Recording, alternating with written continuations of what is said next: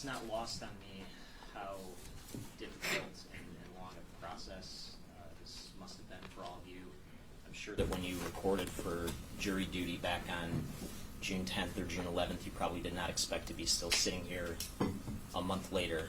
And probably at times you may have thought about some of those other jurors that got called the same day that you did and got to go home that same day, which seems to be a little unfair in a way. But you have come back every day. You've listened very diligently. You've listened and considered the evidence without complaint. And I just want to start by thanking you for that. I thank you on behalf of Kim Worthy, the prosecuting attorney for Wayne County, and I thank you on behalf of the family of Samantha Woll.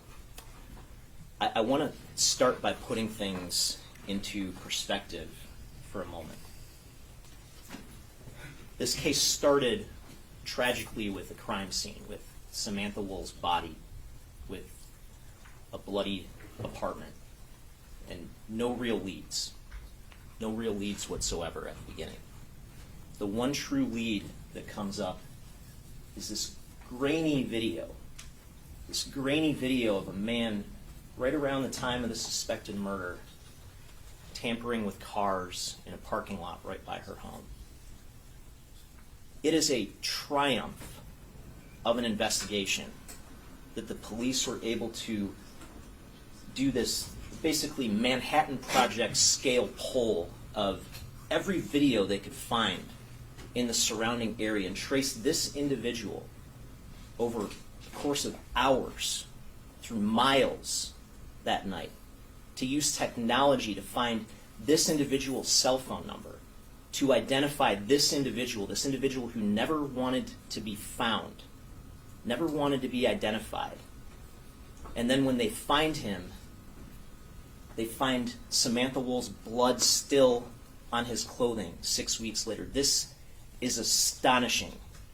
This is a triumph of technology and science that solved this case. And I just want that to settle in for a moment. That's why we're here. That's why this case is so complicated. That's why there are so many moving parts here.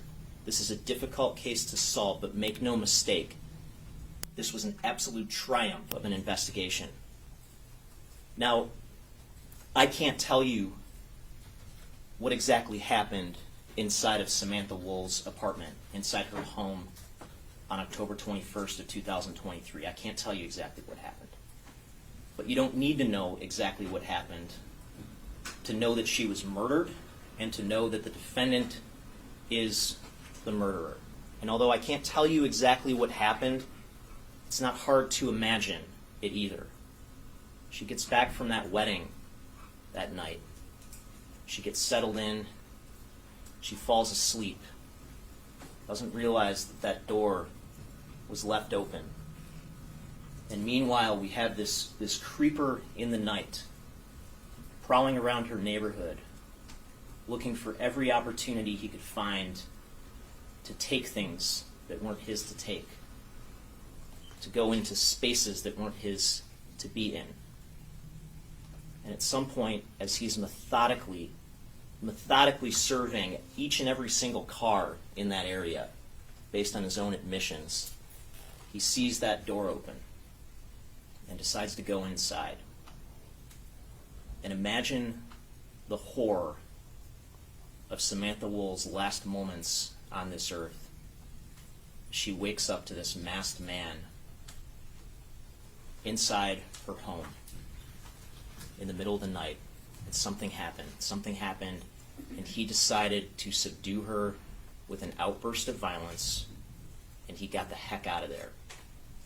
And she, as the blood starts flowing, stumbles around, probably confused, probably in shock, and in a last-second desperate cry for help, stumbles outside toward her neighbor's door, where she collapses and dies there on the ground. It's not hard to imagine that scenario at all.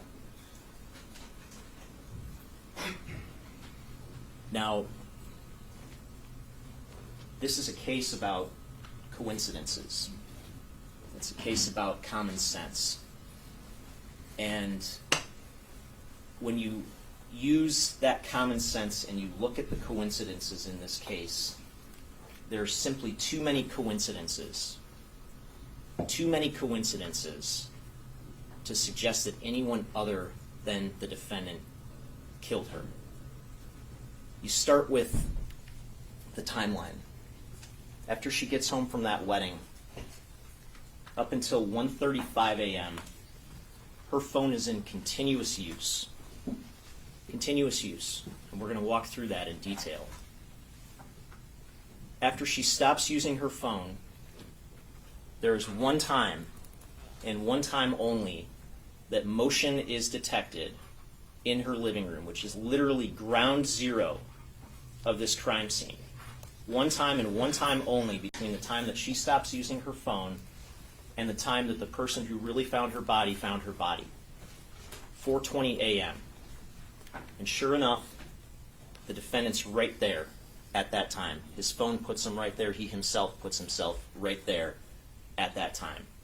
That is a coincidence that he cannot overcome. And thank you, by the way, to the defense for all that time spent challenging the accuracy of that phone data, calling it into question, only for him to get up on the stand at the end of the trial and acknowledge it's all accurate. And then it just so happens that in the hours leading up to that, video shows the defendant creep through our community, creep through her community, committing crimes of opportunity on a night when she left her front door open. Going into open doors, car doors, yes, but open doors nonetheless. Looking for opportunities to steal, methodically surveying the area around her home to take and take and take. And thank you again to the defense for all the efforts to challenge that video, to challenge the accuracy of that video, to call into question whether that's even him on the video, only for him to get up on the stand and acknowledge, yes, that's him in all of it, except for that 1 minute and 30 seconds where it's another guy at a time that was inconsequential. That's him committing crimes on video all night long, leading up to the time of Samantha Woll's murder. That is a coincidence that he cannot overcome. And then sure enough, 3 minutes and 25 seconds after that motion goes off, he's exactly where you would expect to find him after fleeing the scene. And he's got her blood on multiple areas of his clothing and on the backpack that he's wearing that night. That is a coincidence that he cannot overcome. And then lo and behold, after the person who really found her body finds her body at 6:20 a.m., her blood is still fresh, it's still wet, and it just so happens that as those responding officers arrive shortly after that, there's a vehicle parked just feet away from where the defendant was standing, tampering with another vehicle. And that the tires on that vehicle are freshly stabbed because they're still deflating at that time. That is a coincidence that he cannot overcome. And then lo and behold, once he's caught, he has nothing but lies to offer. Nothing but lie after lie after lie after lie after lie. But now that it's trial, and he's got everything on the line, ignore the other 50 times he lied, but believe him now. Don't believe him. This is the common sense case for a conviction right here. I asked each and every one of you when you were selected as jurors whether you would use your common sense to evaluate the evidence, and you all agreed that you would. This is the common sense case. A reasonable doubt in this case would mean that these coincidences are reasonably explainable, and they're simply not. Now, I want to walk through this in more detail. I'm going to walk through the people's case and the people's evidence, and then I'm going to comment toward the end of my argument on the defense case and the defense evidence.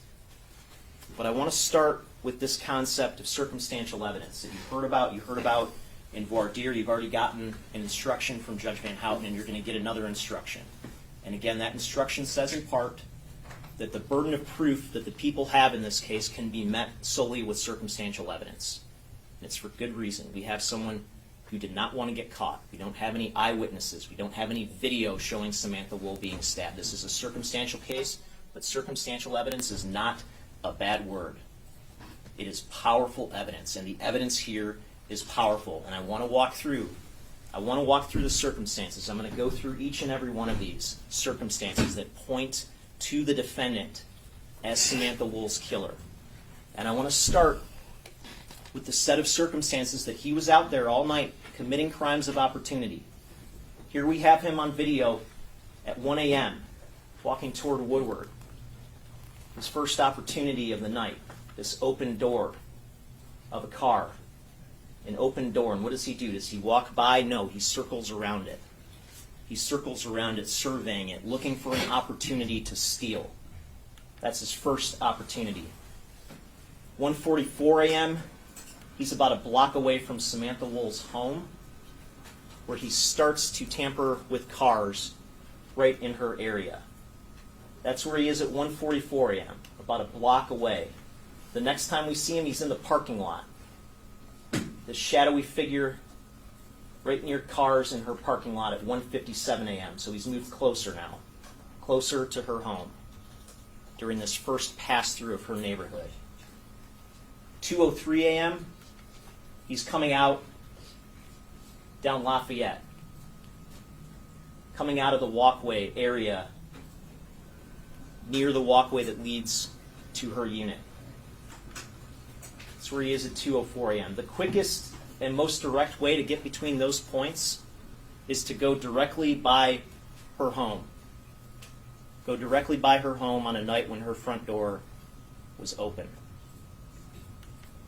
And then where does he go from there? He goes to the Ducharme Place apartment just down the street on Lafayette. He's walking down Lafayette. This camera is from Ducharme Place. And after about 10 minutes from this video, we get the video on his phone at 2:16 a.m., where he's entered a building that he has no right to be in, to look for something to steal. In this case, a car. And he acknowledges that. He acknowledges that now. He acknowledged that in his interrogation after some prodding. I took a picture of a car in a parking structure. Of a Charger, a Challenger. I told you I took a picture of a car, a scat pack, that was it. In the kingdom? No, in a parking structure. And then where does he go from there? He goes down to the Harbor Town area. And again, it's going into cars. He surveys this car at White and McDougal just before 3 a.m. He's in there rummaging around. He walks away because there's some people down the street. And he methodically walks back to that car and emerges with the white bag. The white bag that's used as a marker to help track him through the rest of his journey that night. And what's his initial impulse when he's questioned about that? The bag came from a store. It came from the store. This store is all over here. It's a lie. 3:12 a.m. He's by the tower at Harbor Town, by the parking structure there. And he scales this wall. Again, to go to a structure that he has no right to be in. To take things that aren't his to take. And what's his initial impulse when questioned about that? It's to lie. Structure? I'm definitely scaling no parking structure. I ain't scaling no parking structure. That's not even me. Lies again. All the parking structure. I never jumped no wall. I never jumped no wall. 3:23 a.m. After just committing a crime, here he is running away after committing a crime. 3:28 a.m. actual time. Here he is walking back toward the area of the scene, dressed to leave no trace behind. Hood, masked, dressed head to toe, wearing blue surgical gloves. And again, what's his first impulse to do when he's questioned about the gloves? It's to lie, claim that they were winter gloves. You get your gloves on. It was, he doesn't wear them.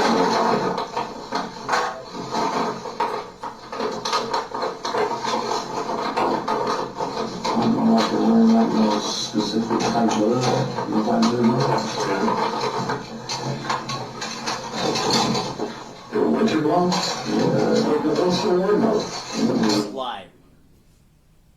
And now he's right back by the scene at 3:48 a.m. Moving down Lafayette, 3:49 a.m. Moving toward her area.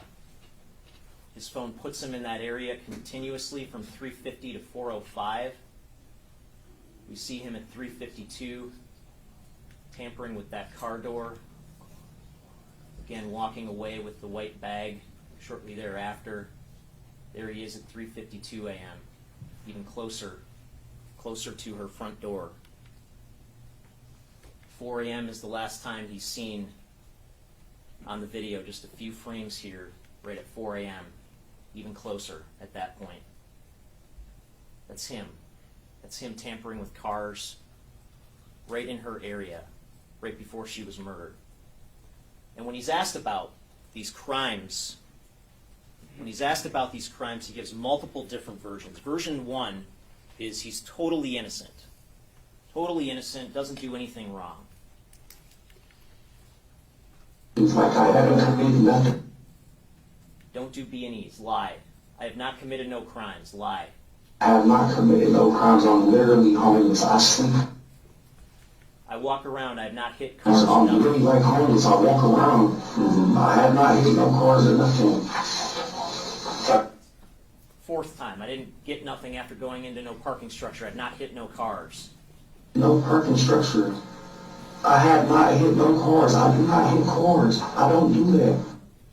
I mean, listen, if you prove me wrong, listen, I'm telling you, I have not been committing no crimes. I have not been doing nothing. I don't steal cars. It's just lie after lie after lie. He lies with total ease. Sixth time. From 12:30 at night when you left home, her home, Okay. all the way to 4, almost 5 o'clock in the morning, you returned. Right. I walked to my auntie house, which is on back, you feel me? Check. I didn't go inside or nothing, I just normally walk. I just walk, bro. I literally go out and walk. Just going out walking. A lie. Didn't try handles. A lie. My handles, you wanna know what I really do? You wanna know what I really do? I don't try no handles. I don't. Version 2, when that doesn't work. Version 2, he's just out taking pictures of cars for other people to steal, but that's it. Nothing else. I don't, listen, I'm not saying it's a group of guys, but it's a group of guys that ask for cars. They go on Telegram or shit like that, or then they tell you like, hey, yeah, if you could find sketch, you can make money, bro. Instagram, if you go to Instagram, 717 Tron, you feel me? They only ask to take pictures of cars, bro. That's all we're doing. But trust him, he's not hitting any handles. Hitting the handles. I'm not hitting the handles. Dude, we see you. I'm not hitting the handles. Lie after lie after lie. Version 2 doesn't work, so then he acknowledges finally he hit a few door handles. But he didn't take anything. Trust him. No houses or nothing, bro. I went out clicking a few handle doors, bro. That's it. I was taking a few pictures of some cars. That's it. I did not do nothing. Sure. He says he never took nothing out of no properties, no cars. A lie. I can take pictures. Maybe I took a little farther about filling the handle, but I never took nothing out of no properties, no cars. And then finally, version 4, yeah, he was not only hitting handles, he was not only going into cars, he was taking stuff out of cars. No, I had the backpack before then. I did, because I got a backpack out of the car in the garage structure. There's a trend here. He lies, he gets confronted with evidence, and then he often lies again, changes his story, gives you more lies. It's the trend that you've seen on full display throughout these interrogations and during his testimony at trial. Now, when he's out there committing crimes of opportunity all night, he gets presented with an opportunity in the form of an open door at Samantha Woll's home. Let's walk through her timeline that night. So, based on her phone data, 11:35 to 11:53 p.m. on October 20th, she's still at the wedding. Her phone puts her in Sterling Heights at the wedding venue. Happy as can be, as you heard from Ben Sofrin, who shared a dance with her at that wedding. 12:14 to 12:20, her phone puts her on I-94 heading westbound, back toward home. Again, independent verification that this phone data works. 12:30, she arrives home based on the phone data.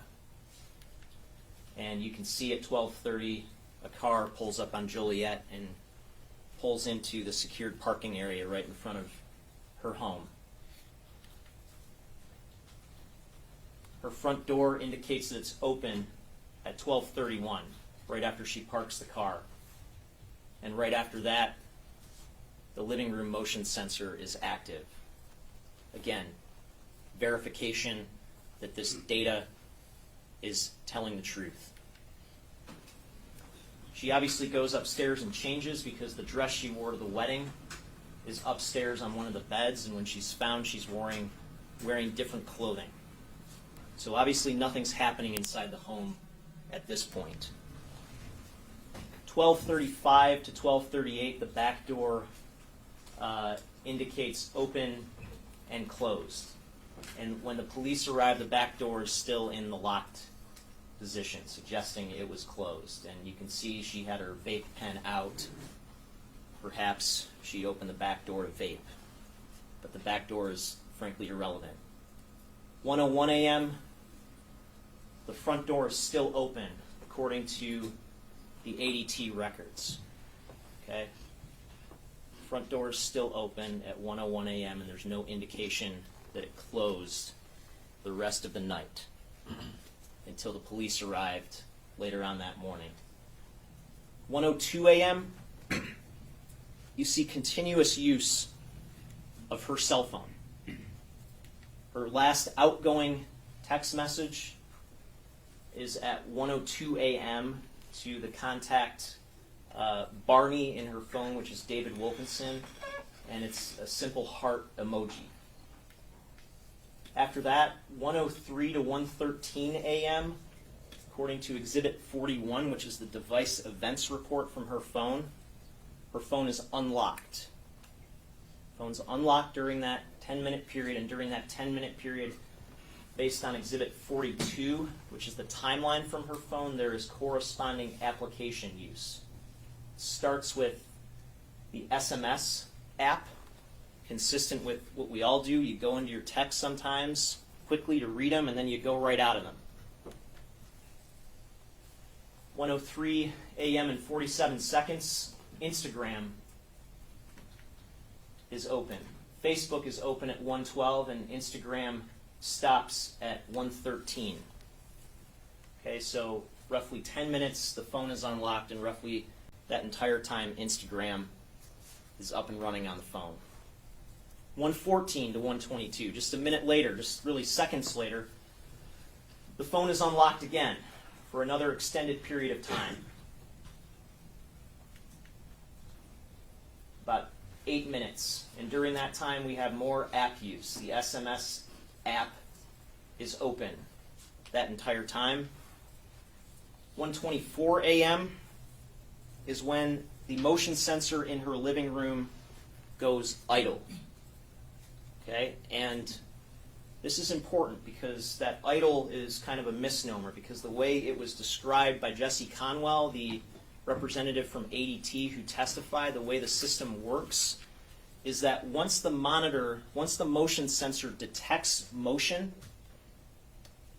you get that message that says motion active. At that point, the system actually goes to sleep. Okay, it goes to sleep to save its battery, and then it wakes up 2 to 3 minutes later and scans for motion. Okay? If it finds motion when it wakes up, the system, you don't get anything. It's just there's just, you get the first message saying it's active. If it doesn't find motion when it wakes up, it goes into idle. And what idle means is that it's continuously awake, scanning for motion. Motion that it doesn't detect until 4:20, when the defendant is right there. Now, again, the ADT representative testified that just simply laying down on the couch would not be likely to trigger the motion being activated. And that's what all the evidence is consistent with here, that she's laying down on the couch at this time. Her phone use continues after that time, 1:27 a.m. to 1:29 a.m. Her phone is unlocked again for a couple of minutes. Again, quick SMS app usage for a few seconds, and then another minute or so of SMS usage, and then briefly Netflix opens up from about 1:28 to 1:29 a.m. Which, if you have Netflix on your phone, what do? You go in and you look for something to watch. Might take a minute to do that. 1:29 to 1:35 a.m. looks like she found something to watch because her phone is unlocked again for about 6 minutes. The orientation of her phone changes to landscape, which you can imagine it would do if you're watching something on Netflix. And during this entire time, the Netflix app is up and running. At the time when the defense wants you to believe that she was killed, she just happens to keep using her phone over and over and over again during this time frame. It makes absolutely no sense. She was falling asleep on the couch. You see the blanket, you see her phone, some food, her contact lenses. She was falling asleep on the couch until 4:20 a.m. 4:20 a.m. when motion is detected at ground zero of the crime scene, her living room. And the defendant is right there. And the system goes idle again at 4:22. Meaning motion's active at 4:20, the system goes to sleep, it wakes up at 4:22, and there's no more motion at that point. So what happened quickly. That's the only time between when her continuous phone use stops for the night, consistent with her being asleep, and the time that her body is found by the person who really found her body. That is the only time that motion is detected at the crime scene, 4:20 a.m. And he just happens to be right there at that time. Again, last time he's on video is at 4 a.m., but his phone puts him there continuously in that area. He puts himself there continuously in that area. Even in his second interrogation, he acknowledges he's there for about 20 minutes, hitting cars. Bro, I was hitting cars when I said, man, hitting cars in the lot. I guess so. Hitting cars in the lot. We got you there for 20 minutes. Hitting cars in the lot. Right, 20 minutes. Hitting cars in that area. Right, hitting. And he's armed. He's armed that night. Don't let him tell you otherwise. Because look at this. Here's where the defendant's standing, 352, tampering with the car. And there's where that car was parked that had its tires slashed that same night. Look how close they are. And this was something that recently happened, because as these responding officers arrive, you can literally see in the video, if you speed it up, the car deflates. There's a starting point. There's the end point. The car's deflating. The tires are deflating that very morning. Slashed in multiple places, stabbed in multiple places. So here we have the location of a car with stabbed tires, just what, 150 feet away from a stabbed human being, the same morning, the same exact morning, and he just happens to be standing in close proximity to that car with the slashed tires. Just look at this. Look at even the pattern.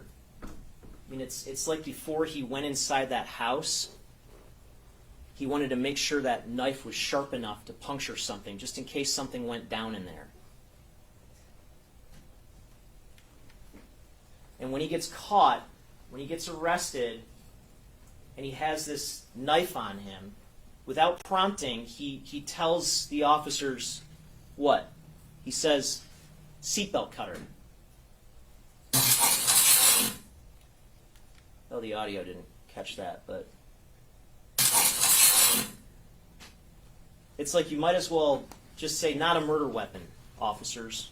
Nothing to see here, not a murder weapon. Don't worry about it." And then when he's questioned about that, it's the same thing. He distances himself from the knife and characterizes it as a seatbelt cutter. This was in my car. My car, when I got pulled over, this is the seatbelt cutter. That's all. A seatbelt cutter. Why is a seatbelt cutter? You know, I drive an RT, so like if I... That's not a seatbelt cutter. The knife that Herbstman had on him, which he appropriately described as a seatbelt cutter, that's a seatbelt cutter. You see the notch there? This is not a seatbelt cutter. That's a knife. And then when they ask him whether he has other knives, he says no, he lies. He doesn't know how that knife just happened to get into the Moose Knuckles jacket that's his, that's hanging at his girlfriend's apartment. Or this other knife that's in there. Then there's the motive.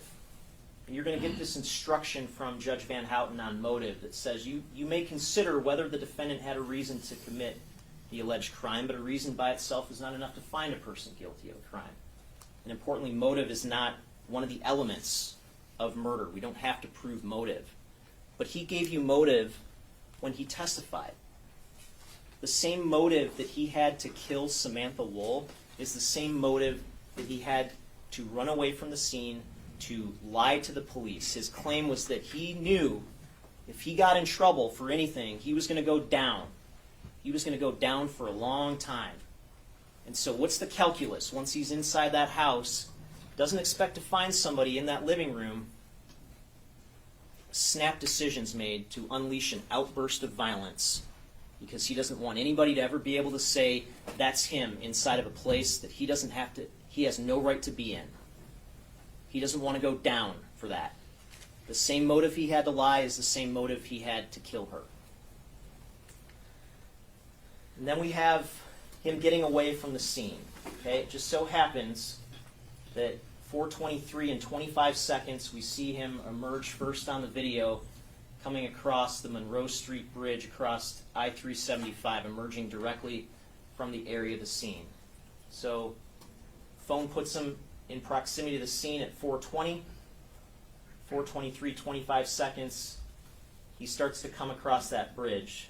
You heard testimony that the difference between those 2 points is 1/4 of a mile. And it can be run at full speed in 70 seconds. So after something quickly happening in Samantha Woll's home, he is exactly where you would expect to find him after getting out of there. Now he wants to say he didn't run away from the scene. But let's listen to his interrogation. How many times did he have to say in his interrogation he ran away from the scene? One time. I left the whole night. Like, I don't know nothing. I didn't see nothing out the way. Besides that, I took off running. Took off running. Security came, I ran. Security came, I ran. I didn't want to. Says he ran again. In shocking, I seen security, and I ran. That was it. I had no other interaction with nobody else that night. Fourth time. Saw security, ran out of that place. Interaction with nobody except for security, and I ran out of that place. 5th time. I ran away from security, bro. I did not run away from a human being. I didn't run away from an actual physical person. I ran away from a guy in a fucking white car. 6th time. I did not hear nothing or nothing, bro. I see security and ran out of there. And now, of course, it's different. Now he didn't run. He did a speed walk, which still gives him more than enough time in this time frame to do what he did inside of Samantha Woll's home and to be where he was seen on video at 4:23 and 25 seconds. And as he's leaving the scene, you see him on this video.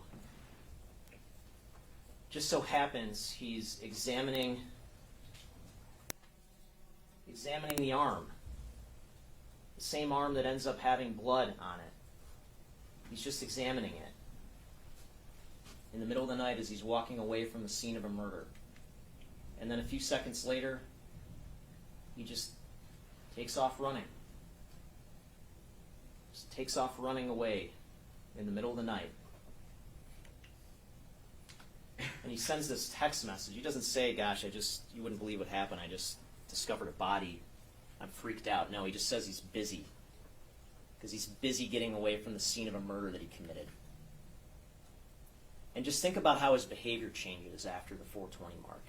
All night long, it's let's find any opportunity he can to steal. And then after the 4:20 mark, it's straight home. It's straight home. That's it. His behavior totally changes. 4:30, he's walking in front of the 36th District Courthouse, and you can see he's again, now that he's in better light, he's examining that arm where the blood is found. 4:55, he's back home, but what does he do?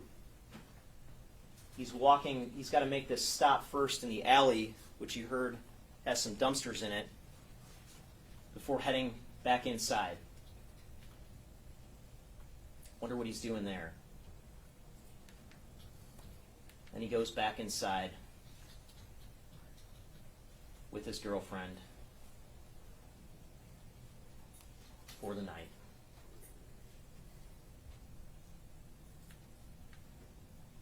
And then he starts to behave exactly how you would expect a guilty person to behave. Again, his testimony is that he's just a witness. But he's not looking to provide information to the police. No, he is looking to see what information the police have. And it just so happens that October 28th, a week after the murder, he downloads this first police scanner app. And it just so happens he downloads another one on November 3rd. And when his phone is searched and that app is opened up, it's directly to Detroit Police Dispatch. And it just so happens that he obsessively opened that app. And that the records reflect that that app was opened over 200 times independently during the time frame between November 3rd and November 26th when those records stop. And it just so happens that on November 12th of 2023, a day after it is reported that another suspect in this case was released, that he's searching for the phrase Detroit same-day passport, searching for how to get an expedited passport. He now says was for a Halloween party. So he's a homeless guy that's just going to go to a Halloween party in Windsor in the middle of November. Does that make any sense whatsoever? No, it doesn't. And it just so happens that once he's caught 6 weeks later, physical evidence, DNA, links him to Samantha Woll's murder. Here he is, again, the best shot of him before the 4:20 mark, walking toward the scene wearing the blue surgical gloves, wearing the North Face jacket. The jacket gets found at his girlfriend's apartment some 6 weeks later, and it gets tested. And that area on the pocket tests positive for the presence of blood. 2 areas on the back of his sleeve his right sleeve tests positive for the presence of blood. The area on the pocket gets analyzed for DNA, and the profile there isn't sufficient to compare, isn't sufficient for the forensic scientists to say whether or not that's Samantha Woll's DNA in that blood. But there's blood in that area of the jacket. The other two spots, the profile is sufficient for comparison. And this one on the elbow area, the upper right sleeve stain swab, 2.2 trillion times more likely that it's Samantha Woll's DNA in that blood than someone else's. The lower stain sleeve swab, astonishingly higher, 32 quintillion times more likely if it originated from Samantha Woll compared to somebody else. And again, thank you to the defense for calling this into question, asking that forensic scientist, are you sure you double-checked it enough? Calling these scientific results into question only for him to get up on the stand and say, yeah, I had her blood on me. And it just so happens, again, that he says all he saw was blood on his hand. But look at that arm up and down as he's walking in the middle of the night. Look at him examine that arm again. His right arm, you see him sign his constitutional advice of rights form with his right hand. And this blood is exactly where you would expect it to be if he used his right arm to stab her. It's on his arm, the part of his arm that would be in closest contact with her as he's stabbing her. And then the backpack, again, that he's wearing on his way home from the crime scene, the backpack that is in the trunk of his car when he's arrested, strangely already cut in half. The backpack gets analyzed, and again, there's his first impulse when he's questioned about the backpack is the same impulse he always has. It's to lie. Okay? No, there's no backpack. Right. But when you return, you got a backpack, right? No, the backpack was out of my car. My car is in that parking lot. Oh, so you stopped by your car and put the... Lies about the backpack that has Samantha Woll's blood on it. Again, that backpack gets forensically analyzed. That area tests positive for the presence of blood. The DNA results confirm that it is 20 septillion times more likely that it's Samantha Woll's DNA in that blood than someone else's. Now, the defense wants to ask, why is there not more blood? Why is there not more blood? Well, the answer is that the entirety of the circumstances of Samantha Woll's death are consistent with this idea that this was an extremely quick killing and he got the heck out of there. They want to inject this idea that this was some kind of premeditated attack by one of her dating interests, one of her ex-boyfriends who left his phone at home, manages to elude and cloak himself and not be discovered on any video that night in the surrounding area. And then after this premeditated entering her house to kill her, doesn't even finish her off, allows her to stumble outside. That theory makes no sense. What makes sense is that he went in there, he didn't expect to find her, something happened, and she paid with that for her life. And what we can tell you is how much blood was on that jacket and that backpack on November 30th, some 6 weeks after the murder. I can't tell you how much blood was on it back on October 21st. But common sense tells you that when the jacket was washed, there'd be more blood on it before it was washed compared to after it was washed. And we know that it was washed. And again, you have this jail call with the defendant where his reaction when he says it wasn't washed, listen to this. The nigga never even washed the jacket, bro. The shit was already how it was. If a nigga washed the jacket, bro, it wouldn't have been nothing on the fucking jacket. Like, y'all so fucking stupid. That's The why jacket had been washed. It has, and I have expressed that. So Tierra White says, no, actually the jacket was washed, and suddenly the call just terminates. And this idea that he says, if the jacket had been washed, there wouldn't have been nothing on the jacket, I think that gives you some insight into his thinking. That when this jacket was washed, he really thought, this is going to get rid of all the blood. They're never going to be able to find any trace of this blood on this jacket because we washed it. And then he tells her, he calls her back 5 minutes later, and he tells her, no, it wasn't washed. No, it wasn't washed. And then he lashes out at her for saying what she said. Did you hear me? Yeah, I'm just not sure why the fuck you're talking to me like this. Like, I did something. Bro, because you could be saying anything, bro. Like, don't say nothing. You know, what the fuck? You feel stop cutting me off before I could speak to her what I was going to say. But it's I don't cool. want to hear what you got to say about that shit, bro. It's irrelevant. The shit has nothing to do with me. The jacket with Samantha Woll's blood on it has no relevance. The fact that it was washed, that has nothing to do with him. That's his thinking.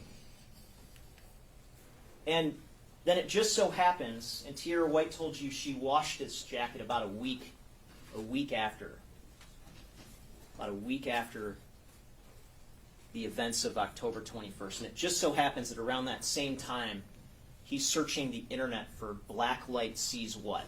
And his testimony is that the reason he searched that is because he was literally standing under a black light at a haunted house, seeing what black light sees. Why would you need to Google what black light sees if you are literally standing under a black light at that very moment, observing it with your own eyes?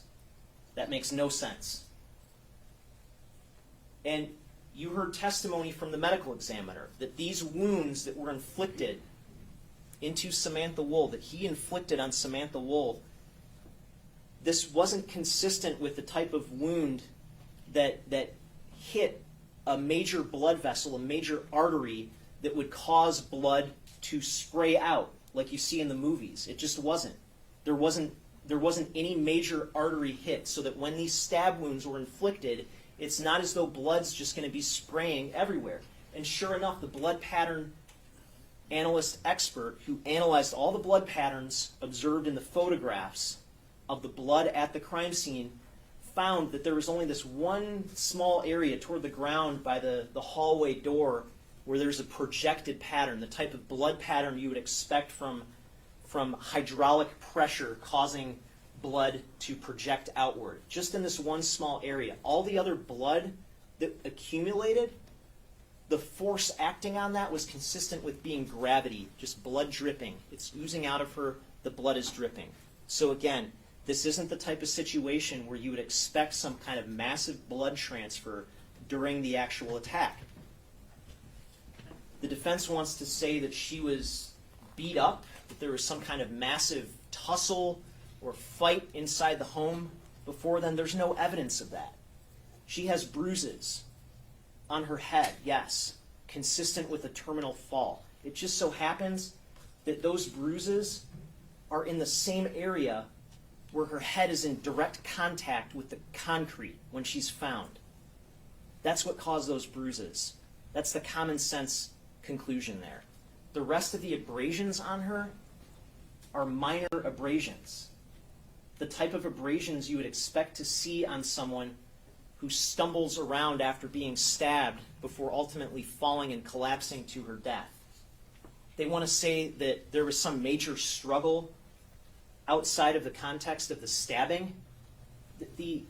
Look at this view of the living room from Exhibit 12. You wouldn't even be able to tell this is a crime scene. I mean, all the books are upright, all the furniture is upright, everything's tidy. There wasn't some massive 5-minute, 10-minute long struggle in here. And if there was, we would have seen something more than bare footprints. Something more than what by all appearances are the victim's own bare footprints. Remember, she's found barefoot. Her sandals are found in the living room next to the couch. the conclusion is that those are her footprints in the blood. If the attacker had been inside while all this blood was coming out of her, you would see the attacker's footprints. But this is all consistent with the attacker getting the heck out of there after stabbing her and her stumbling around as the blood is oozing out. That's what this is consistent with. And common sense tells us, they want to attack the timeline. Common sense tells us that it takes a matter of seconds to inflict 8 stab wounds. A matter of seconds. The other thing that's worth noting is that the vast majority of her wounds were covered by her clothing, which again would minimize the amount of blood that you would expect to have transferred to the attacker. You look at the neck wounds line up with 3 cuts on her undershirt and 3 cuts on her hoodie. So that's 2 layers of clothing. 2 layers of clothing standing in the way of blood transfer from those 3 wounds. The wound to the back, it's the same story. It matches up with a cut on her undershirt and a cut on her hoodie. So again, 2 layers of clothing now for 4 wounds standing in the way of transfer. The wounds on her head, on the back of her head, again covered by hair and then covered by her hoodie. So again, 2 layers standing in the way of transfer for 6 of the 8 wounds. The other 2 wounds, the wounds to the neck, are the only ones where there wasn't something directly covering those wounds. But you can imagine that this incise wound to the chin, which was described as basically just a surface wound, is consistent with potentially being just from the same stab. You could see the knife nicking here and then going here, consistent with potentially one motion causing that. And this would be the only wound that was exposed, and again, no major artery was hit that would have caused spraying. They want to ask why there's more blood. And again, did we mention the jacket was washed? And now he gets on the stand and says there was blood on his hand and he washed that too? There's your more blood. There's your more blood. There should not be any blood on his clothing. None whatsoever. If, as he claims, all he did was touch her for a moment, there should not be any blood on his clothing, let alone blood in multiple areas that persisted after that clothing was washed. There shouldn't be any blood if he's telling the truth. And then the last set of circumstances that I'm going to address, his lies. The lie after lie after lie that he told in these interrogations. And he wants to say now that he had no idea why he was in that interrogation room being questioned during the first interrogation on November 30th. He had no idea. Think about this. He claims that he's a witness to a high-profile murder that was on the news.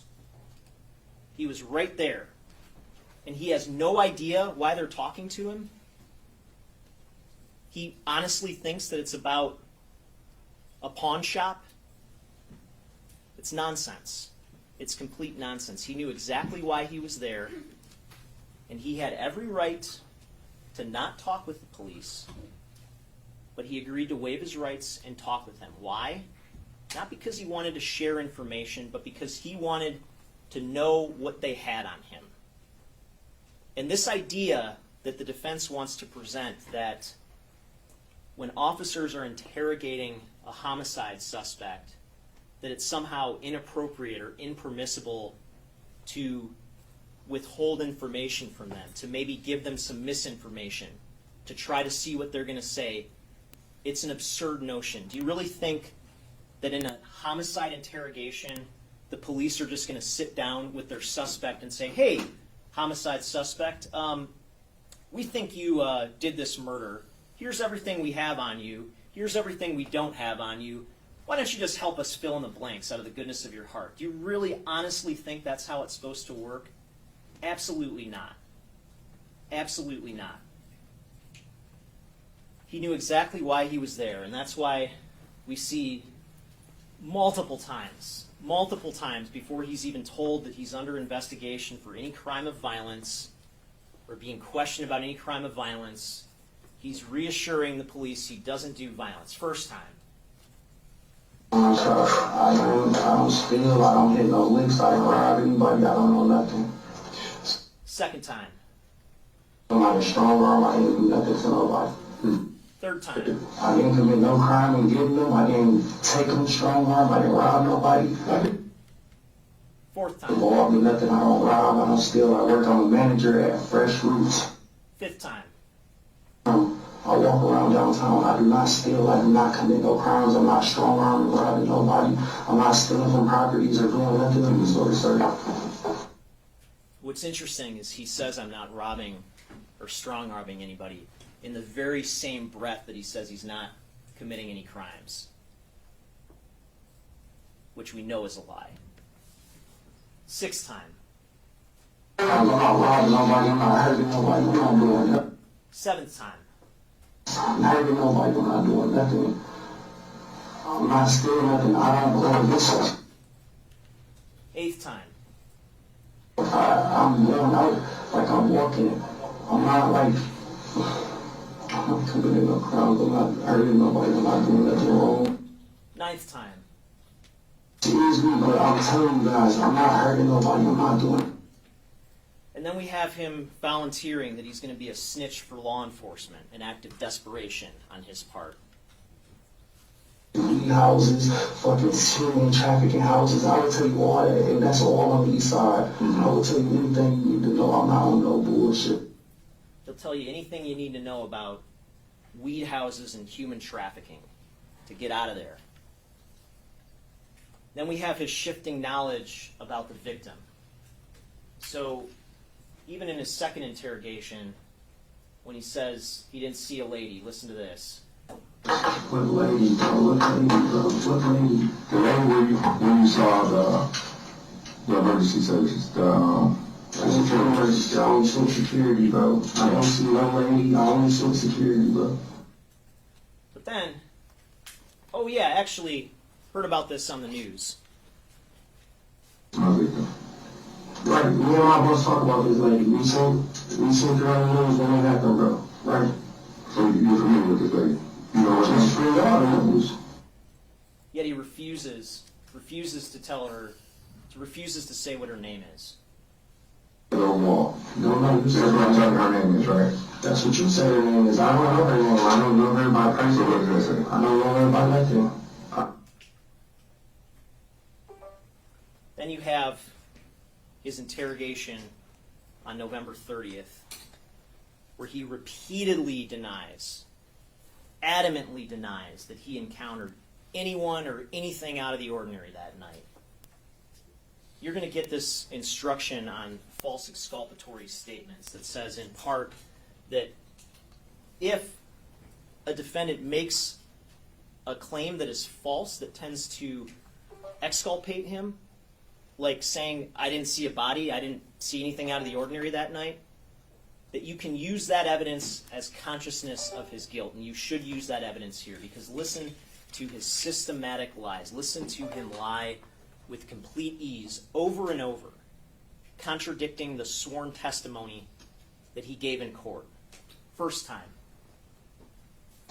Do you see anything out of the way or anything out of normal? I didn't see nothing or nothing out of the way or normal. Okay. Second time.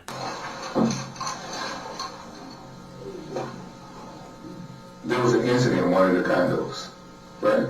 What incident? Yeah, it was somebody got into it with somebody in one of the condos. I didn't get into it with nobody in no condos. I don't have no interaction with nobody. I didn't have no interaction with nobody this whole night. Third time. The only thing I seen was a white security car with the yellow top light that was just going around, and I dipped from there. Fourth time. I rushed the whole night. Like, I don't know nothing. I didn't see nothing out the way besides that. I took off running. 5th time. I did not have one interaction with nobody because I ran every time. Like an interaction that even happened, like the security brought on. 6th time. Did you see anything unusual? I didn't see Anything anything. that shocked you? I didn't see nothing that shocked me. I didn't see nothing that shocked me besides security, bro. 7th time. I didn't see nothing shocking. I seen security, and I ran. That was it. I had no other interaction with nobody else that night. 8th time. Cool. I had no interactions with nobody else because I ran every time. 9th time. Fuck is her, bro? Yeah, I know who she is. Why y'all keep saying her? I never had no interaction with nobody. I never had no interaction with nobody. I never went into nobody's condo, nobody's place or nothing. I only went to parking structures and walked around and jiggled on a few fucking car door handles, bro. I've never did nothing else. I didn't see nothing else out the norm. I didn't hear nothing else out the norm or nothing. I'm not doing what you like looking for. You keep saying her. Who the fuck is her? Now, the defense wants to gaslight you into believing that these lies that he just told you, that this is all because the police lied to him and said that they had his phone crossing the threshold into Miss Woll's home. And that's true. Sergeant Ford did say that at some point. And the reason he said that is because of the pattern that you saw throughout this entire interrogation, that his story changed every time he was confronted with more evidence. But the important thing to recognize, those 9 times that he denied seeing anything out of the ordinary, coming across anyone, having any interactions with anybody, those lies were all before Sergeant Ford said that he had his phone going across the threshold, had his phone going inside the house. So the idea that Sergeant Ford, it's his fault that the defendant lied, is completely ridiculous. And then after he's told that, yeah, he continues to lie. 10th time. Security. Okay. I didn't bump into anyone. Didn't bump into anybody. 11th time. I had no interaction with nobody except for security, and I ran out of that place. 12th time. I don't know nothing about nobody. I didn't encounter nobody or nothing. 13th time. Trip over nobody's. There was nobody out there. 14th time. I walked those blocks. I was in that area. I did not hear nothing. I did not see nothing out the norm. I seen security and got the fuck on. 15th time. Outside or nothing what you said. What? 16th time.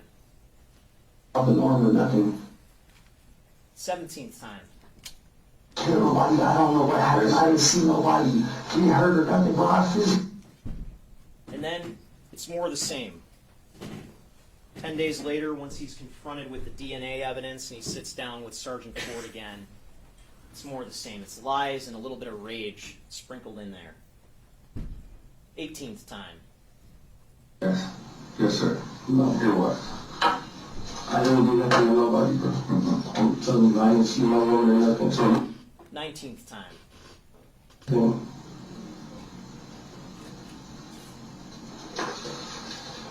you're not coming in contact with another person that making any sense. 20th time. What the fucking car lots? That's it, bro. Cars. I don't run into no physical person, bro. I only see security in the vehicle, and I got the fuck on. 21st time. I understand getting that, but whose blood? Whose blood? The victim's blood. I don't even know no victim, bro. I never met no victim. I never seen nobody else that night or nothing except for homeless people, bro. 22nd time. Bro, I did not hurt nobody. I don't care what you talking about with DNA on my coat, bro. I did not hurt nobody or see nobody.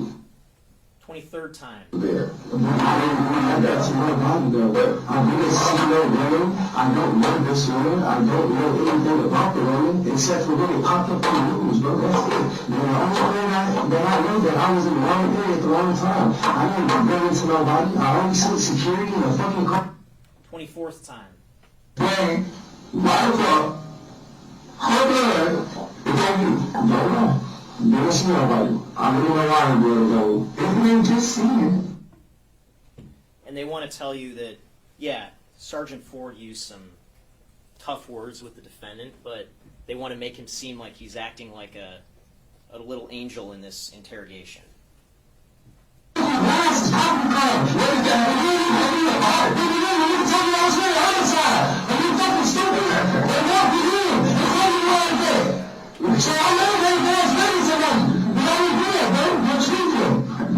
right. And it's okay for him to start this interrogation off with another lie where he claims that he's slow and can't read or write. I'm slow, man. I don't know how to read. I ain't gotta read. I got you. And then he mocks Sergeant Ford for his hand having a tremor. Right there. Okay, that's cool. I'm nervous. Samantha Woll. I'm appreciate, brother. You okay? It's okay. There we go. Can you see? He repeatedly calls him slow. Slow,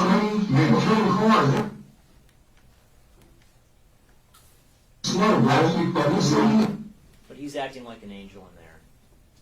This is the common sense case for a conviction.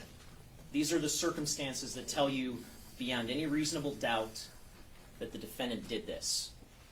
Now again, when you were sworn as jurors, before you were sworn, you were chosen because you all agreed to use your common sense in evaluating this evidence. And this is the common sense evidence. This is the common sense case that the people have presented in this case. What you have seen from the defense is the opposite of that. Okay, it is the job of the defense in every case to try to create reasonable doubt. That's their job. But there is a difference between creating reasonable doubt and creating unreasonable distractions. And that's what you've seen throughout this case. You've seen a series of unreasonable distractions. You have seen common sense get assaulted throughout this case. There are so many distractions that have been brought up, so many attempts to deflect to things that aren't relevant that it's hard to quantify all of them. But I want to walk through some of these before I comment on the defendant's own testimony. Remember the dating article? Samantha Woll had an article on her phone bookmarked, Why You Need to Date Someone Who Scares You. The defense injected that into the case to try to, I guess, insinuate something. And then when we actually ask a witness to read the actual article that clearly says, date someone who scares you because they encourage you to face all the things you've tried to suppress for so long. Date someone who lovingly pushes you to become more who you are at your core as a person. They don't even want that read out loud. Distraction. This idea that the police scanner app was somehow utilized for weather, when now his own testimony contradicts that he was using it for nefarious purposes. Distraction. This idea that the victim's GPS data on her phone, which shows these minor variations in the GPS coordinates throughout the night, they want to use that to try to say that her phone was moving or not still that entire time. But when I actually ask the FBI analyst who's qualified to opine on this issue, they don't want him to be allowed to answer. Distraction. And you can see even in the data that when we know her phone is still, her phone's found underneath the couch hours after her death, but even at 4:23 and 4:29 after that last motion is detected, yeah, there's minor deviations in the GPS coordinates, and that's not necessarily consistent with the phone moving. That is consistent with the network of satellites moving around a planet that is rotating. It's not a perfect pinpoint measure. And anytime you open your phone in your experience and go into Apple Maps or Google Maps or whatever, and you see that that dot isn't exactly where you are, you know exactly what that is. GHB, they want to inject into the case. They call a medical examiner, their own medical examiner, to say this is an issue that needs to be looked into. But they don't even bother to give him the actual toxicology report of the actual toxicologist who testified, who looked into this issue, and her conclusion was this level of 8.3 micrograms per milliliter in her blood is approximately 10 times less than the amount that you would expect to see if any one of us dropped dead right now and had our blood drawn and was refrigerated. Distraction. This is not consistent with her having the date rape drug being ingested into her system. This is normal that you would expect to see in any person's blood. Then we have all these questions about the scene, okay? And, we have a scene that was processed by 3 different law enforcement agencies at the local, at the state, and the federal level. But the defense knows this little speck on the ground, that must have been blood that somebody missed. They know that for sure. And how much time did we spend going over that ad nauseum? Distraction. And you heard cross-examination of one of the first homicide detectives who was on the scene, Sergeant Zhao, about whether these cards were in plain view. And yeah, he was confused about the exact sequence or the exact location of where these cards were. But if you look at the photos before that, you can see the laptop was covering that. But just the idea that because we can't prove that anything was missing in that house, that anything was actually taken, that we somehow can't prove his intent to take something from that house by going in there, it doesn't make any sense. I mean, look at this. When he's climbing over that wall, we don't have proof that he actually took anything when he went into that parking structure, but we know exactly what his intent was when he went over the wall. The fact that we can't prove that something was taken is of absolutely no consequence in this case. Distraction. And we have Herbstman's cameras. They wanted you to believe that he maliciously tore these down to hide evidence of him leaving the house on the night of Samantha Woll's death. But then we see, lo and behold, the officers took those down as part of their ordinary course of what they do when executing a search warrant. Distraction. Herbstman's gloves and jackets, all this time spent pointing out that, yeah, he had a North Face jacket. He had surgical gloves. So what? He wasn't the one praying around in the middle of the night in Samantha Woll's neighborhood wearing blue surgical gloves and a North Face jacket. That was the defendant. That was uniquely him. Distraction. Then we spent all this time with the wrong person on the video. Again, this 1 minute, roughly 1 minute and 30-second portion at an inconsequential time. Yeah, it was the wrong guy in the video. It's a good catch. But that doesn't change the fact that every single other portion of the video is the defendant. All the times where we see him committing crimes, that's the defendant. That's not this other guy. Distraction. And then we have this person running away at approximately 1:24.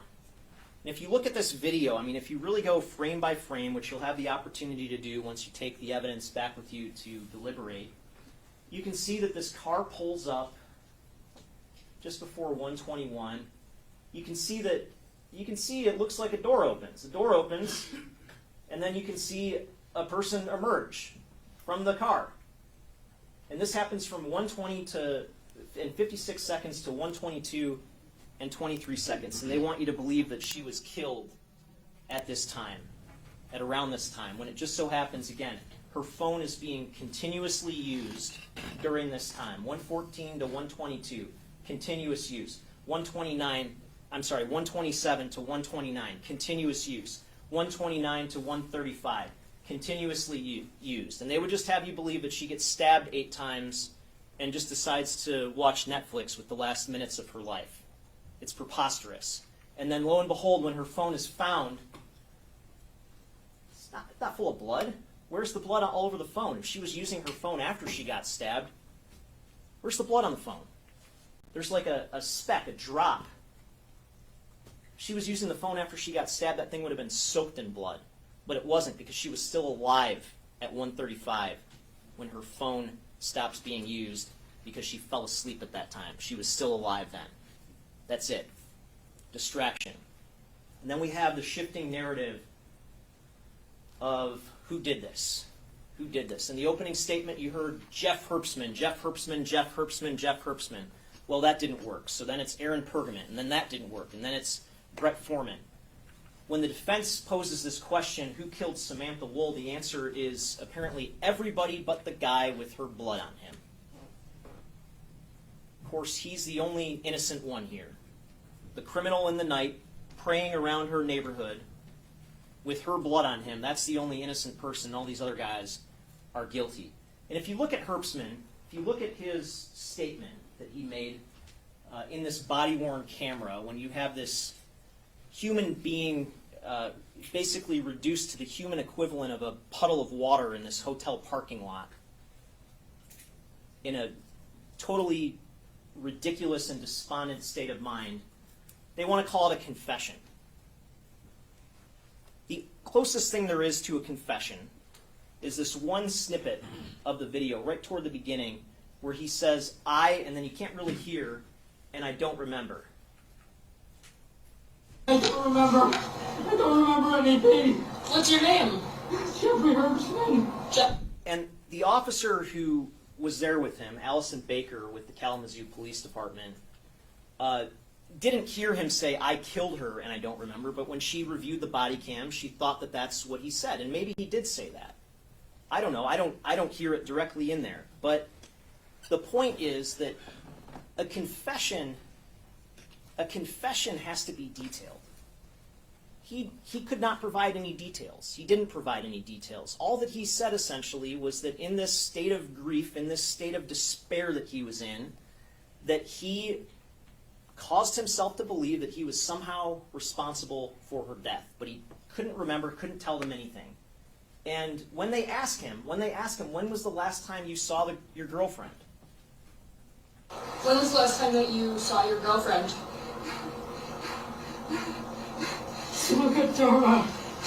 October 7th. October 7th? He says it was the Jewish holiday on October 7th, which is the same thing he testified to. He didn't see her the night of her death. And the police looked into this. They scoured pretty much every aspect of his life. They put him under 24-hour surveillance, you heard from Lieutenant Sanchez. They got a search warrant for his residence. They tore up his residence. They went back a second time. They got a search warrant for the video system at the residence to try to retrieve video from the cloud, from the Arlo system. Didn't find anything because the system wasn't in use.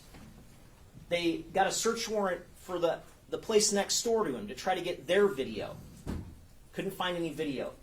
They searched his vehicle, tore it up. You saw that. You saw the photos of that. They took out every single thing from that vehicle that they could find.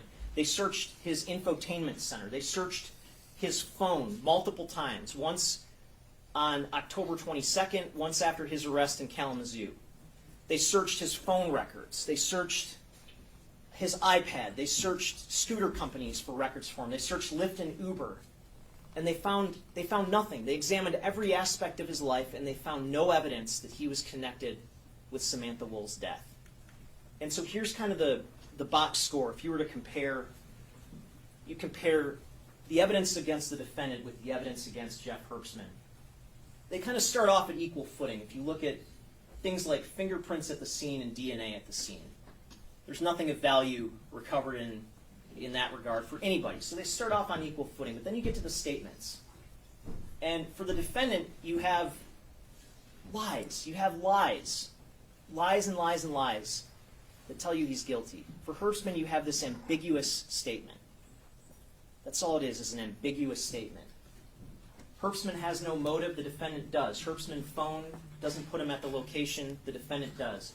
Herbstman had nothing incriminating in his phone in terms of text messages, search history, the defendant did.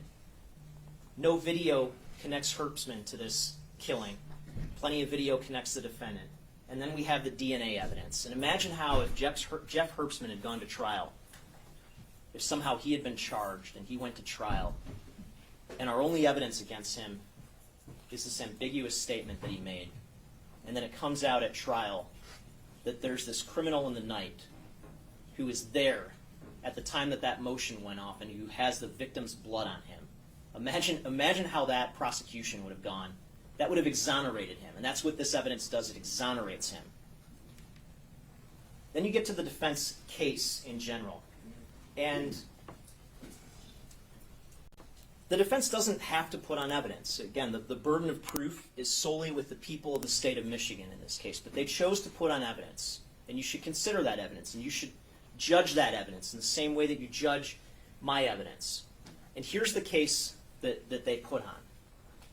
They call in the original officer in charge, who is on maternity leave, basically to ask her the same questions that they asked Lieutenant Sanchez, who supervised the case. And to inject this concept into the case, well, because this thing with Jeff Herbstman didn't work out, let's try to focus on Aaron Pergamon a little bit.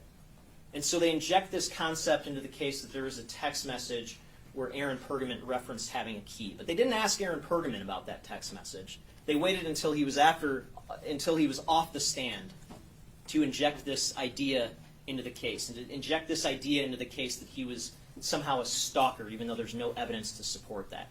They call a medical examiner whose basic testimony is, I don't have anything to say because I don't have enough information. That was a waste of time. And then they try to inject this theory that Brett Foreman was somehow responsible because, well, he had a hypothetical conversation with somebody, as you would expect anybody would do in these circumstances.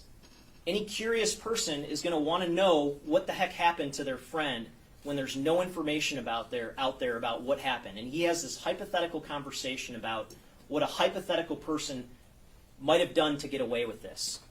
And that somehow was useful. It was a complete waste of time.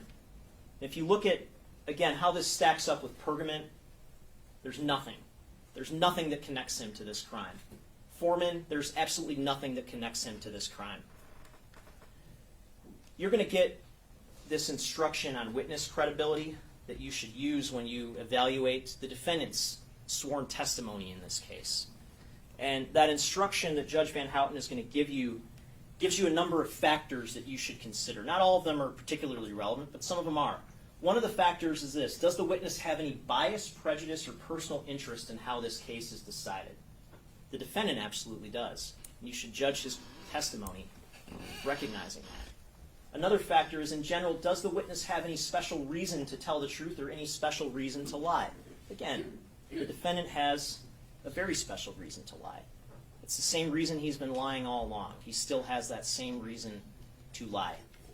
Another factor is, all in all, how reasonable does the witness's testimony seem when you think about all the other evidence in this case? And when you really examine the defendant's testimony, it is completely unreasonable. I want to walk through this point by point, and then I'm going to be mostly done for now. He would have you believe that he wasn't desperate for money, didn't need money, yet he's just out there all night stealing anything he could get his hands on out of cars. That's his starting point. Nonsense. He would have you believe that the one and only time that he goes out all night to tamper with people's cars and to steal stuff from cars was just this one night that Samantha Woll happened to be killed, even though he describes as a criminal hobby this idea that he's part of this Telegram group of guys that he sends pictures to about stealing cars. Nonsense. He would have you believe that he was not armed that night. He is going out in the middle of the night, all alone, to commit crime after crime after crime all throughout our city. Has no idea what he's going to encounter, who he's going to encounter, but he doesn't have a knife on him, doesn't have any form of protection on him, yet he just so happens to have a knife on him when he's arrested 6 weeks later, and he just so happens to have a knife in the pocket of his moose knuckles jacket, his winter jacket that's at his girlfriend's house. That knife just happened to jump into that pocket without explanation. No idea how that got there. And again, this is November 30th when he's arrested. It's colder then. It's winter jacket season. He has no idea how that knife got there, that knife that the trace evidence examiner, forensic scientist Christy Sekadat, used to cut into the fabric of Samantha Woll's hoodie, her clothing, and found that a knife entirely consistent with that knife could have made those same incisions. The same incisions that he made in her the night that she was killed. He has no idea how that knife miraculously jumped into his coat pocket. Ridiculous. He would never dare enter someone's home. Parking structures are okay. Cars are okay. I'll tell you this. If I ever woke up in the middle of the night and looked outside and saw somebody masked and wearing surgical gloves tampering with my car, my first thought wouldn't be, oh, I feel safe, that's just a car guy. I'm just going to leave my door unlocked and not think anything of it. It's ridiculous. Nothing is off limits to this man.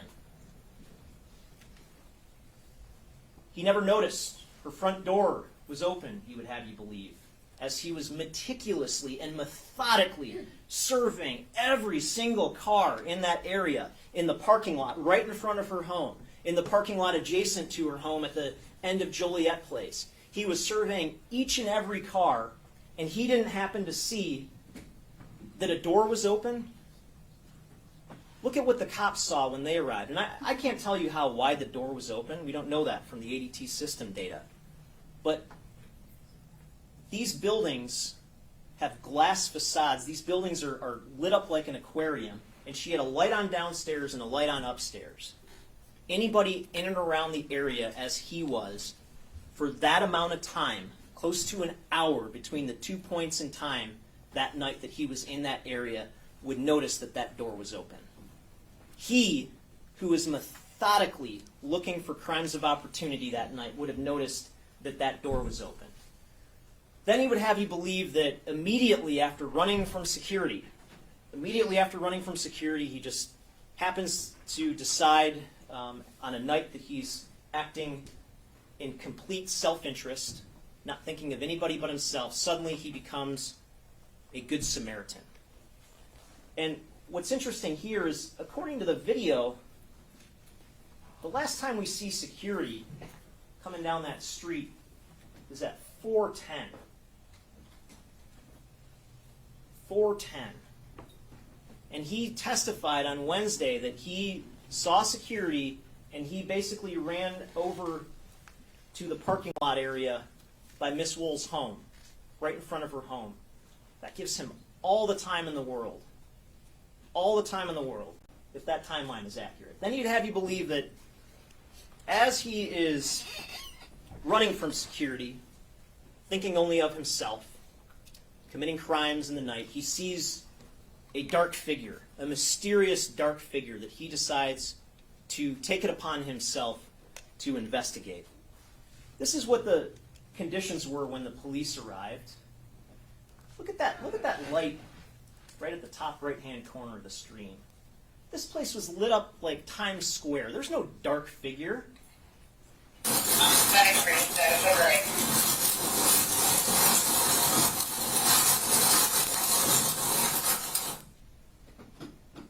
And then, of all places, he touched this dark figure's neck. That I will agree with. He did touch her neck. He touched her neck with the knife that he plunged into it repeatedly. But the idea, and this is what he would have seen as he approached her, and you heard from Kevin Mull, the person who actually found her body, that when he approached her at 6:20, he touched her back. And you can see a small area of her back was exposed. That would be the logical place. If you're going to check on her, you would touch her back. And he touched her neck. He touched her neck when she's laying like this, with her neck not at all exposed.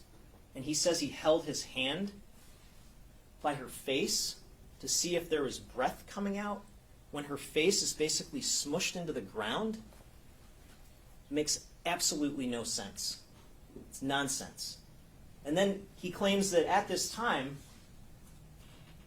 he wasn't wearing gloves. He wasn't wearing those surgical gloves because those gloves broke. They broke when he was on that wall. Well, here's the thing. After he jumps on the wall, you can see him put on the gloves after he jumps on the wall. After, not before.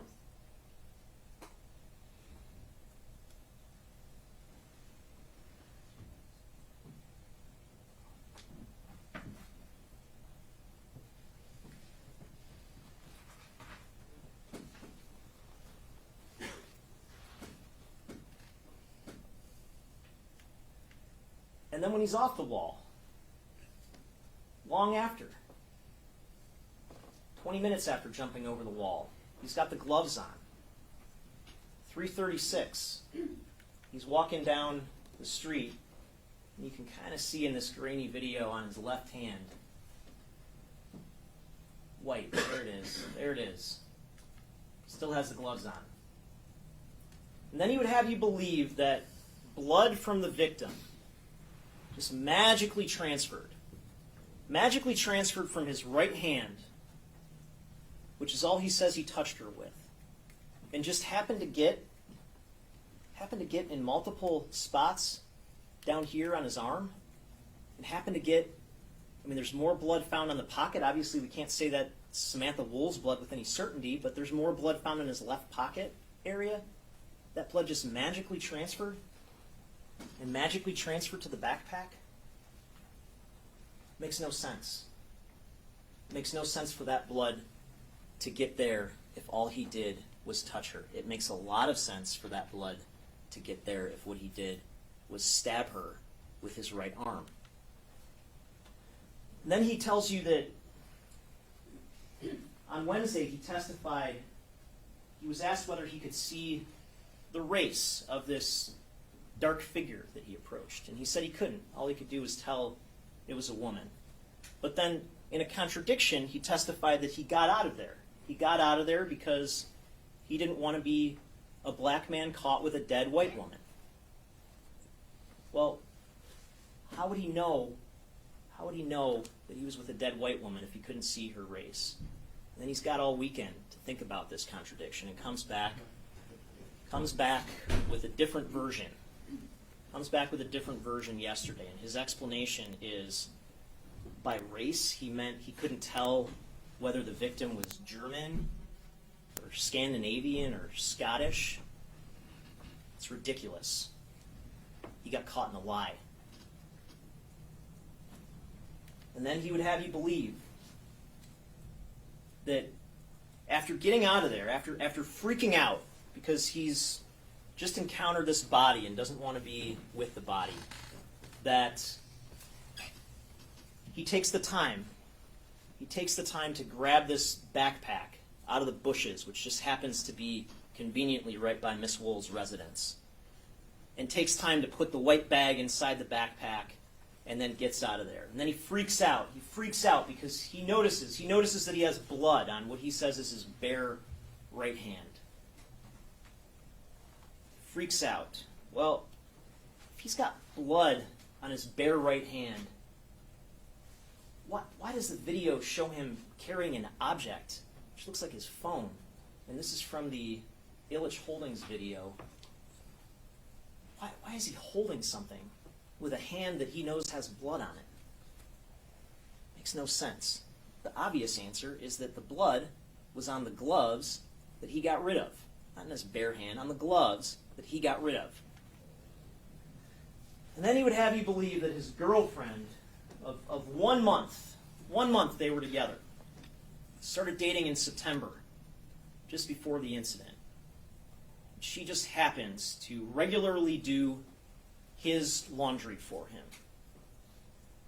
Just happens to regularly do laundry for a man that she's been with for a month. And he puts his clothing in a hamper for her to do his laundry. And he did that with his jacket, and then acts shocked somehow that that jacket was washed. That doesn't make any sense. If he put it in the hamper, wouldn't you know it's being washed? And think about in your own experience when you've washed a jacket. It's a rare thing to do. Usually done for a specific reason, to get something specific off of it. And this just happens to happen. This jacket that has Samantha Woll's blood on it just happens to get washed just days after her murder. Come on. It's another coincidence. Another coincidence that they can't overcome. And then he claims that he didn't go back to the area of the scene the next day. He just went downtown to the mix to take his girlfriend to work.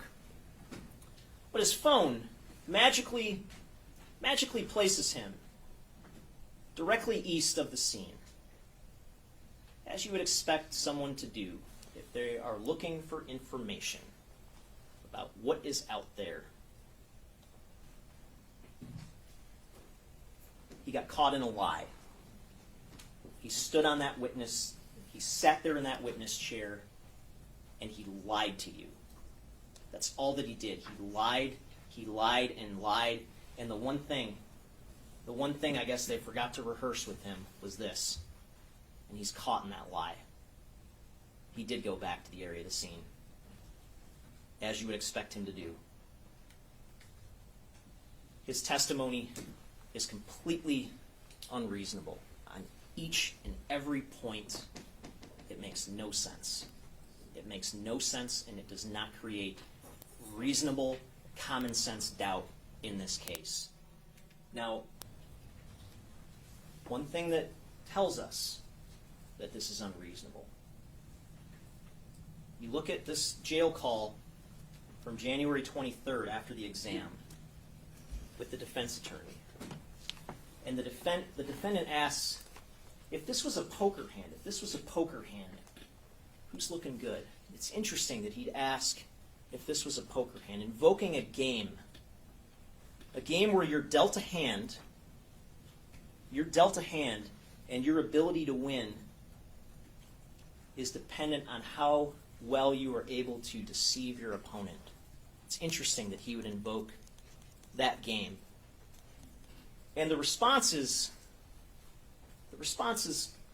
you're looking good. You're looking good based on our theory. More so on the thing, if this was a poker hand, if this was poker, who's looking good? Well, oh yeah. And as far as establishing, planting seeds and establishing our theory, I mean, you're looking good. I don't believe that they can't prove beyond a reasonable doubt that you did it. They have no evidence. Why is it a theory? Why is it a theory? If he knows what really happened, why is it just a theory? And then you have, as the conversation continues, there's this discussion about how the judge said something to the effect of, you being the thief that you are, you could have just stumbled across her and run her pockets.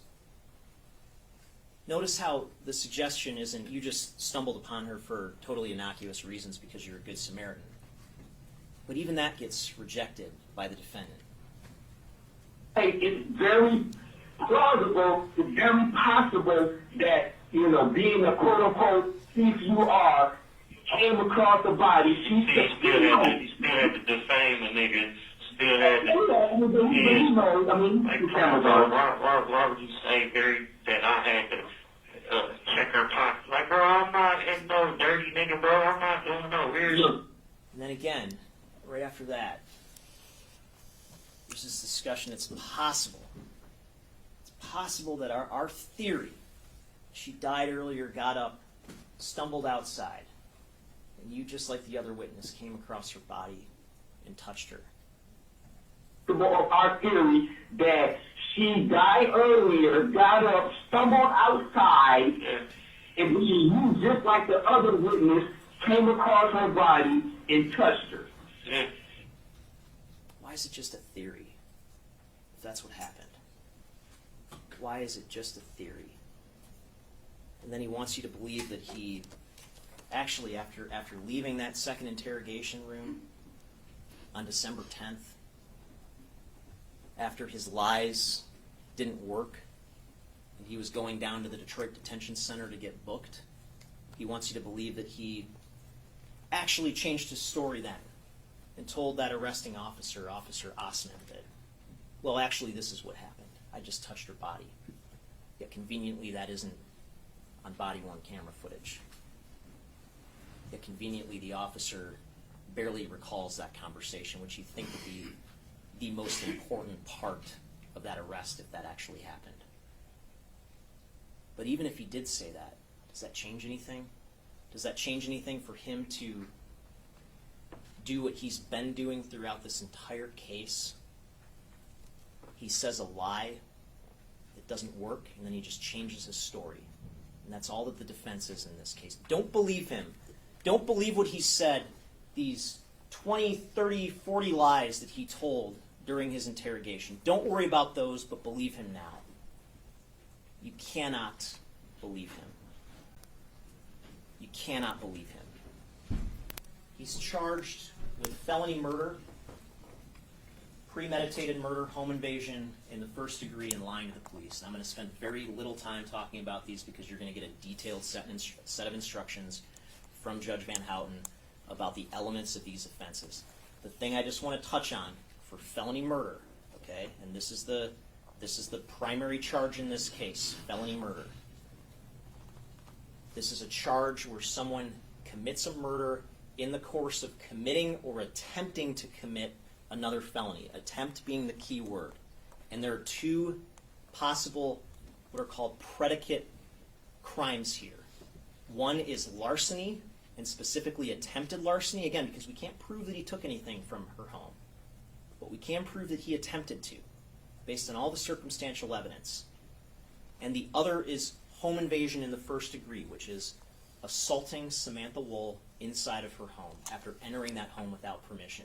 Either one of those is sufficient to meet the predicate felony requirement for felony murder. You don't have to find both of them, you just have to find one of them. And again, attempt is the operative word here. We don't have to prove that the felony or the larceny was completed. An attempt is enough. For premeditated murder, this is a alternative count. I'm not asking you to convict him of both. There's no reason to convict him of both counts 1 and 2. This is an alternate theory, okay? And the theory is not that he came inside that house with a premeditated intent to kill her. The circumstantial evidence doesn't suggest that. The circumstantial evidence suggests that this was a crime of opportunity, but that once he got in that house, once whatever happened, he made the decision to take that knife out and to stab her with it. And premeditation can happen. It can happen in a matter of seconds. It can happen instantaneously, and you'll see that in the instructions that you get. It's up to you to determine how much time it takes for someone to premeditate. But the core of this case is and always has been felony murder. I'm asking you to convict him on count 1. You're also going to have an option to convict him of second-degree murder. If you find that some of the elements are missing, which you should not here, you can convict him of the lesser-included second-degree murder, and you'll get the instruction on that. Again, home invasion count 3, that's based on the idea that he did not have permission to enter the home, and he entered that home, Samantha Woll was there, and he assaulted her inside that home. That satisfies the elements of home invasion, and then lying to the police is based on him being told about the property crimes that he was being under investigation for, and lying about those property crimes. I'm going to sit down now. I'm going to have an opportunity to address you again once the defense has completed its closing argument. I thank you again for your service in this case. I thank you for listening to me. Thank you for hearing me out.